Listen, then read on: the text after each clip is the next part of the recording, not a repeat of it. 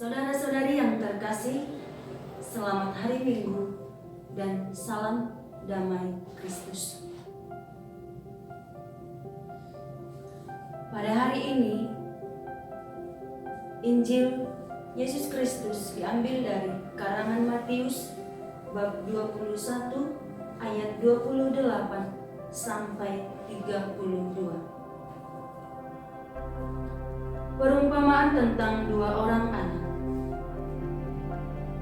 Tetapi apakah pendapatmu tentang ini? Seorang mempunyai dua anak laki-laki.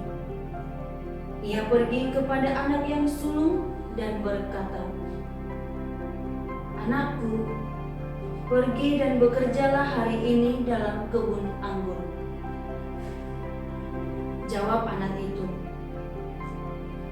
"Baik, Bapak." Tetapi ia tidak pergi. Lalu orang itu pergi kepada anak yang kedua dan berkata demikian juga. Dan anak itu menjawab, "Aku tidak mau." Tetapi kemudian ia menyesal lalu pergi juga.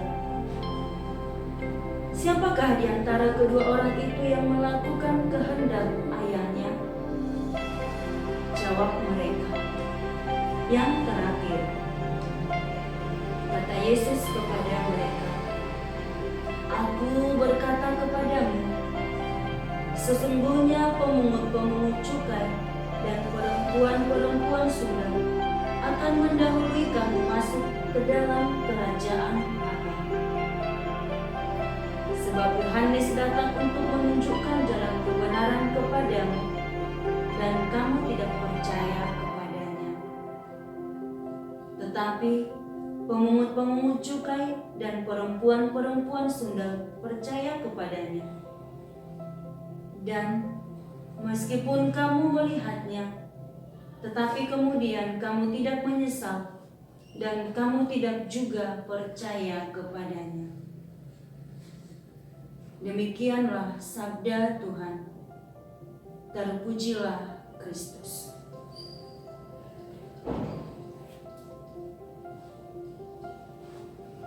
Saudara-saudari yang terkasih,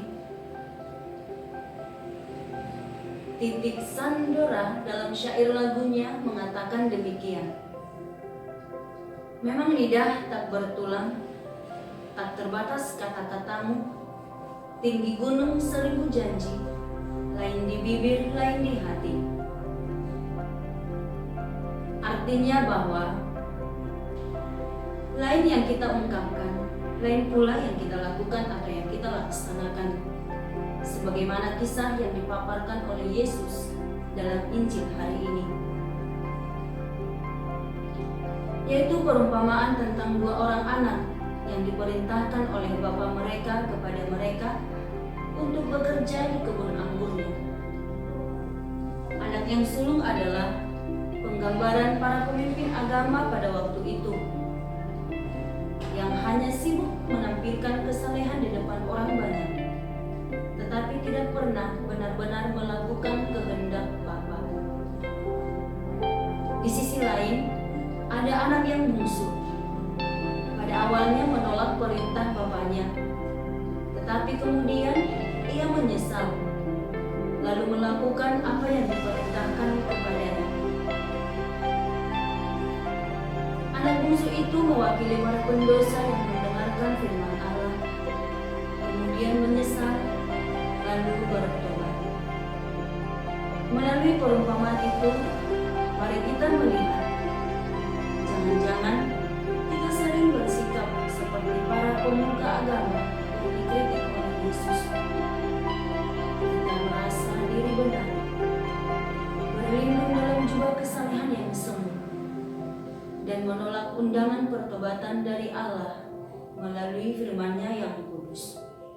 Pilihan memang kembali kepada diri kita masing-masing. Tergantung bagaimana kita menyikapinya. Marilah kita mendengarkan dan melaksanakan kehendak Bapa, seperti yang dilakukan oleh Santo Yosef juga, yang ketika mendengarkan perintah Allah, Ia segera melaksanakannya saat itu juga tanpa menunda-nunda. Semoga amin.